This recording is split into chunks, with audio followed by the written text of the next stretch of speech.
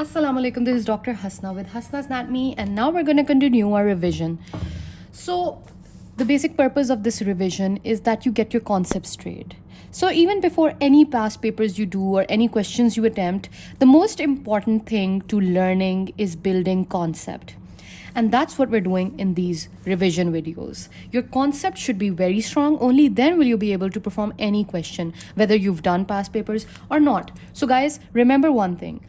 Always build a very strong concept. Understand things very well. And if you do not understand, then super tip is word to word. If there's even a single word you've never heard of before or you're not understanding well, Google it. Research on the little words and everything will start to make a lot more sense. And before you know it, you'll have a very strong base in anatomy.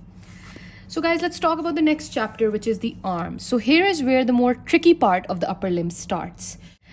The arm is basically divided into two compartments, the anterior and posterior compartment, via two septas. So this is how it's divided. This is the lateral intermuscular septum, medial intermuscular septum, which divides it into anterior and posterior compartment. You should know this. So the compartments of the arm, take that. You should be very well aware of that. And then you should know the anterior compartment muscles of the arm, which are these three muscles right here. And only posterior compartment muscle of your arm is the triceps brachii. So here what's important is that the biceps brachii is basically intracapsular. The tendon of the long head of the biceps brachii is intracapsular. That's an important point. The strongest flexor of the arm is the brachialis muscle. You should keep this in mind. And then another thing you should know is the ruptured biceps tendon is a very important clinical. It's also known as the Popoy deformity, written in your KLM. So do not forget to read that. All of these are supplied by musculocutaneous nerve, but brachialis has two nerve supplies, musculocutaneous and the radial. Now we're going to talk about the changes at the level of coracobrachialis insertion. This is super important because there are some points I really want you to focus on more. So one thing we know is that the superior ulnar collateral artery, SUC. So we're going to talk about the basic pairs that I want you to know. This is very important for your MCQ. There's no formal language for it and it's not written anywhere, but I will tell you this very important concept that superior ulnar collateral artery is coupled with ulnar nerve. The posterior circumflex humeral artery is accompanied with the axillary nerve. And then we have the profunda brachii artery is accompanying the radial nerve. Remember these pairs. So here is the most important point. The median nerve crosses the brachial artery from lateral to medial side. So median nerve is median nerve. So eventually it has to end up on the medial side. So remember that it has to cross brachial artery to go to the medial side. This is an important MCQ. So these are the important points of this. Let's go to the next point. You should always know how to check the various muscles, how to check them against resistance. So you should have a brief idea about that. Brachial artery origin course termination is super important. We all know that it originates from the axillary artery. So brachial artery originates from axillary artery at the lower border of the teres major muscle. And then the median nerve runs from its lateral to medial side. Now this point is very important because it keeps repeating. So you should know this well, probably for your MCQs. You should know its branches, and profunda brachii artery is its main branch of the brachial artery. Profunda brachii artery will go posteriorly. Why? Because it has to accompany the radial nerve, which is lying posteriorly. So profunda brachii artery is going to accompany. And the superior ulnar collateral is also a branch of the brachial artery. It accompanies which nerve? The ulnar nerve. Okay. And eventually the brachial artery divides into the radial and ulnar arteries. That's easy. Anastomosis around elbow joint should be done very well. Couple of clinicals of the brachial artery should be seen. And these nerves, you can only read them. That's enough for arm. These nerves will be more important when we talk about the forearm and hand. Cubital fossa. So here what students mostly make the mistake is that they describe the boundaries of the cubital fossa, but they forget to write about the roof and the floor of the fossa. So when boundaries are asked, only these are not to be written. You should also write about the roof and the floor because otherwise the marks will be deducted. So do not forget that. The contents, you should know about the content very well. MBBR, you know that's quite easy. And you should know that in the cubital fossa, median cubital vein is used for intravenous injection, which lies just above the cubital fossa superficially. Posterior compartment, I've already talked about the triceps brachii muscles lies here. Read some facts about it over here. That's enough. And articularis cubiti, make sure you get a good read of that, a good grip of that. And in radial nerve injuries, this is a little bit about the clinicals, which is all right, not too important. But the musculospiral nerve, the radial nerve, very important. I've explained this in my previous videos I recently posted, and I've made it quite easy for you to remember this very well. So remember, in the radial nerve, you should have a very good knowledge about its branches. What is entering, before entering the spiral groove, what does it give? In the spiral groove, what does it give? And below it, what does it give? What cutaneous branches it gives. I know it sounds confusing, but if you watch my video, it's quite simple. Do not forget this clinical. It's known as clutch paralysis or the Saturday night palsy. So that's also to be learned. Profunda brachii artery, you can give it a good read. I guess a good read is enough, and have an idea of it. That's enough for you. And you should know that this is all of those basic clinicals. Wrist drop is experienced during crutch paralysis. Never forget this, that radial nerve injury leads to wrist drop. This is another important point I want you all to forever remember till the end of your final year, end of your career. Next topic, which is the forearm and hand. Now, I'm sure most majority of the students face difficulty when this chapter starts. So muscles of the front of the forearm are divided into superficial and deep muscles. Give them a good read. You're having difficulty memorizing this. Do not forget that all of these have a similar origin, so that should lower your stress levels. All you have to do is medial epicondyle of the humerus is their only origin point. And one thing here is the nerve supply. It can get quite confusing because obviously it's difficult to remember which nerve supplies what, but just remember ulnaris, flexor carpi ulnaris, because it's an ulnaris, ulnar nerve will supply it. The rest of all of them is median nerve, all right? Now we're going to talk about these little points. You can give them a read. A read is enough. And common flexor synovial sheath is very important. Ulnar bursa is very important. And radial bursa is very important. Make sure you can write points about it. What is flexor digitorum profundus? It's a hybrid muscle. Remember this important point about it. And it's a gripping muscle. Hybrid means it has dual nerve supply. So here are the deep muscles. Only 3 to remember. So do not worry about it. And remember that flexor digitorum profundus has 2 nerve supplies. The medial half by ulnar nerve, lateral half by anterior interosseous nerve. And then we have the cubital tunnel syndrome. Do not forget to check this out from KLM book. All right. Digital synovial sheaths. This is also important. So overall, you should have a good idea about the superficial and deep muscles of the forearm. Now let's talk about the arteries of the forearm. Radial artery. What is the course of radial artery? Give it a read. A brief read is also enough, but you should know radial recurrent artery, these branches. You do not need to go in too much depth. You can know it a little bit, all right? Ulnar artery, on the other hand, is super important because I really want you to understand this concept right here. The anterior and posterior ulnar recurrent artery and the common interosseous artery, and the common interosseous artery giving the anterior interosseous artery and the posterior interosseous artery, because these are going to help in your anastomosis around elbow joint. So you'll get a good concept once you read this. These branches are very important. You can usually just have a read at the relations of every neurovascular bundle.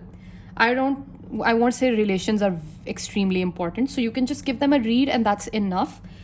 What is the strongest supinator of your forearm? Which means what this action is performed by which muscle, and which is the strongest muscle is the biceps brachii. So remember that, because you'll have a tendency to write supinator being the strongest supinator. No, but it's biceps. All right. So that's an important concept right there.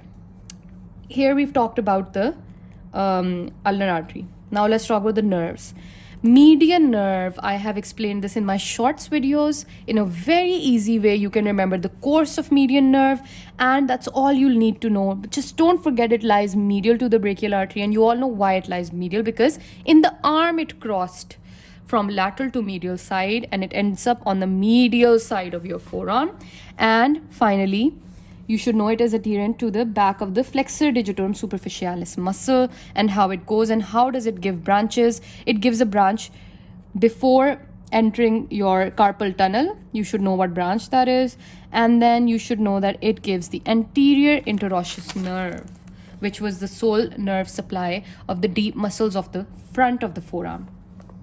So here are all the branches of the median nerve. And median nerve is quite simple if you watch that short video of mine. It's under 1 minute and you'll learn it in no time. Ulnar nerve, give it a good read. Relations should be briefly read, but other course and termination with branches are very important for every type of nerve, artery, whatever we talk about. Okay, radial nerve, a read is enough. Let's talk about the hand now. In the hand, you should know there is a skin, superficial fascia, and deep fascia. You should know very well that the deep fascia of the palm is specialized into flexor retinaculum at risk, palmar aponeurosis in the palm, and fibrous flexor sheaths in the fingers. So overall, when we talk about palmar aponeurosis, when we talk about flexor retinaculum, we talk about the fibrous flexor sheaths. You should know that basically all of these are modifications of the deep fascia, and they lie above the muscles. After the deep fascia, the muscles begin. You should have a very good knowledge about the flexor retinaculum, make a big star with it, and you should know what's it attached to. You should know there is a deep slip, a superficial slip, which is known as the volar carpal ligament. Now, this usually comes in MCQs, and students forget to study this, which leads to problems. Anyway, but this is very easy. You'll understand that the volar carpal ligament, deep to this is the ulnar nerve and artery. And then we have the palmar aponeurosis. The palmar aponeurosis, you should have note. You should know how to write note on this. It's triangular in shape. What's it attached to? Its distal attachments are very important.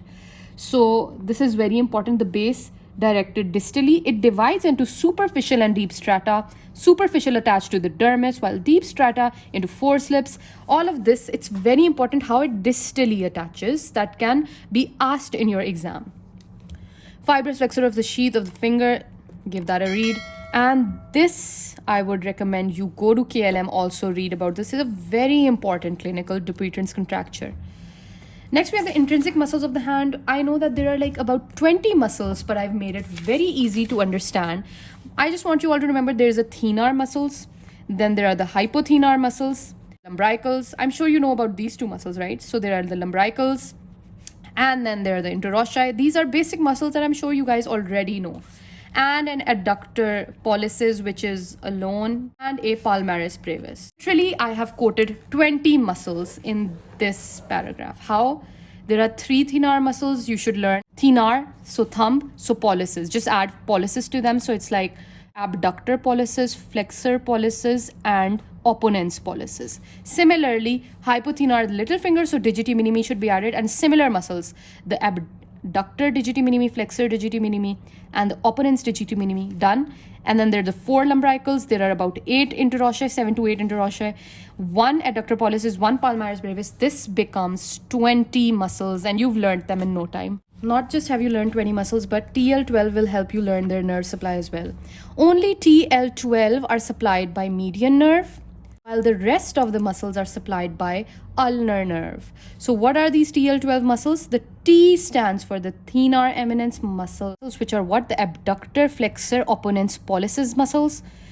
L, meaning lumbrical, 1 and 2 are supplied by median nerve. The rest of all your intrinsic muscles of the hand supplied by ulnar nerve.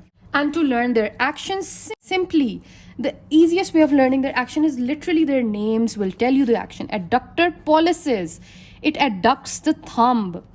Lumbricals, just generally remember it. This is the lumbrical movement. This is flexion at metacarpophalangeal, while extension at interphalangeal. That's the lumbrical movement. Interossei, dab and pad. So dorsal cause abduction of all the fingers, and pad, which is palmar interossei, they cause adduction of your fingers. All right. Next we're done with the actions. Mostly 20 muscles we've learned their nerve supply and action, so that makes it quite easy. Arteries of the hand, guys, it's very important that you study the superficial palmar arch and the deep palmar arch very well. It should be on your fingertips. You should know the branches of the arches. You should know who is forming which arch. So superficial palmar arch is formed by the ulnar artery, while the deep palmar arch is formed by the radial artery. Quite simple. So here comes the radial artery. Give that a read. Anatomical snuff box, a very important part. You should remember that radial artery passes in the anatomical snuff box course. And what happens, relations, as I mentioned earlier, is not the most important thing. So give that a read. A read is enough. Here are a couple of arteries. You should remember these. Princeps pollicis, radialis indicis, and first dorsal metacarpal. In my OSPE of hand video, I explained this very well with the model and the deep palmar arch. Let's talk about the nerves of the hand. Here starts some very confusing and important information. Give this a basic understanding, the nerves and how they supply. Now you know which muscles ulnar nerve supplies, all the muscles except for TL12. So they're just telling you how it supplies everything. The clinical, super important. Median nerve, super important. Make sure over here I cannot even eliminate anything. You have to learn everything. These are the clinicals of the nerves. I really want you to give a good hour to these nerves and actually literally pause the video right now and study them, because this is definitely coming in your exam and it is going to confuse a little bit. But guys, have confidence in yourself. You got this. Give it a good 1 hour read and I promise you, you will never forget this concept, and the concept of these nerves is severely important. So remember this diagram, cutaneous innervation of your hand. Simple, it's very simple, all right? Spaces of the hand, you can do these two tables. Plus, I want you to do the pulp space. Read this very well. You should know very well what is the Whitlow infection. This is the Whitlow. You should know this well. You can give these just a read, but this is very important. Now, which digit is independent of flexion at the proximal and distal interphalangeal joint? It's the index finger. This is an important MCQ. Know about Guyon's canal, what it is, and what is the pronator syndrome, what is the handlebar neuropathy. Make sure you give these a read from KLM because they're not in this book. All right. Now we're going to talk about the back of the hand, the dorsum, dorsal venous plexus, super important, and anatomical snuff box is important. Cutaneous nerves, you've already done this diagram, so you do not need to get into the depth here. That's enough. All right. Spaces of the dorsum hand, make sure you just remember their names. That's enough. Extensor retinaculum, again, very important. You should know the compartments and what passes through the compartments. And finally, the superficial muscles and deep muscles of your extensor compartment. All of these are just reads. I just want you to do these tables very well. It may look overwhelming, but guys, I'm going to give you another super tip. Never look at the amount of things you have to study, because it will slow your pace down. You do not want that. When you're studying Anconius, concentrate on Anconius only. Do not look at, oh my God, there are 5 more muscles left. No. Just focus on Anconius, you're done. Just focus on brachioradialis, you're done. Just focus on extensor, you're done. And then you'll realize in no time you're in extensor carpi ulnaris and there's nothing below that. So there's a super tip, never look at the pages left. Do not do that. This is a bad habit, all right? So this, guys, all of them have the same origin, the lateral epicondyle of the humerus, while if you remember the front of the forearm all had medial epicondyle being the common origin point. These are all the muscles. They are superficial and deep, both are written here. Give a good read to them.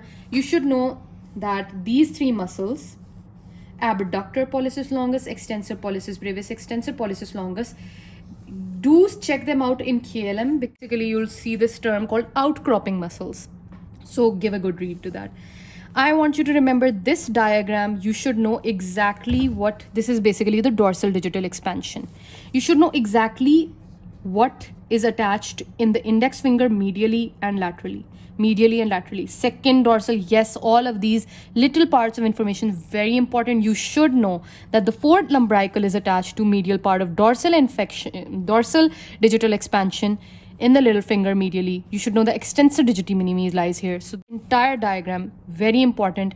Take a good 30 minutes to memorize this. If you haven't done it before, right now, pause the video, go ahead, we're all waiting for you. And finally, the posterior interosseous nerve. I'm sure once you're done with this chapter, probably easily memorize it, because you'll see that it is the end of the chapter, which will give you a lot of hope, and you're done with the difficult part of the upper limb. So remember that posterior interosseous artery passes through the gap in the interosseous membrane. This is an important part I want you to remember, because this is an important MCQ. Now let's go ahead and talk about the joints of the upper limb. Sternoclavicular joint. Give it a good read. If you do not have time, just learn the ligaments of each joint. All right. You should know the names of the ligaments of each joint. You should know the type of each joint. And you should know the nerve blood supply of each joint, the movements of each joint. Okay. Next, we have a acromioclavicular joint. Remember the movements and remember the ligaments. And you should know the strongest ligament, So remember these movements. You should know what elevates the scapula, what depresses the scapula, what retracts the scapula, and what pushes it forward. You should know. This is very important. Movements of the shoulder girdle. Then we have the coracoacromial. Let's give this a good read and let's talk about the shoulder joint. Now, I don't want you to miss anything in the shoulder joint. I want you to remember very well the articular surface, all ligaments in depth, and I want you to do this table very, very well. In my videos, I've even made mnemonics to learn this table. And all of this reading is enough. Relations reading is enough. But this, you should know what is the scapulohumeral rhythm. Do not forget to memorize this. If you've forgotten, do it well. The clinicals of shoulder joints, super important. And make sure you check out KLM for these as well. So shoulder separation, the tip is visible, the arm hangs. This is an important thing you'll see in KLM. Now let's move ahead and talk about the elbow joint, right? So the elbow joint begins. Elbow joint is also important. Learn overall the ligaments. The names of the ligaments is fine. Relations, you can, to an extent, you can skip them. Blood supply, nerve supply, movements, and carrying angle.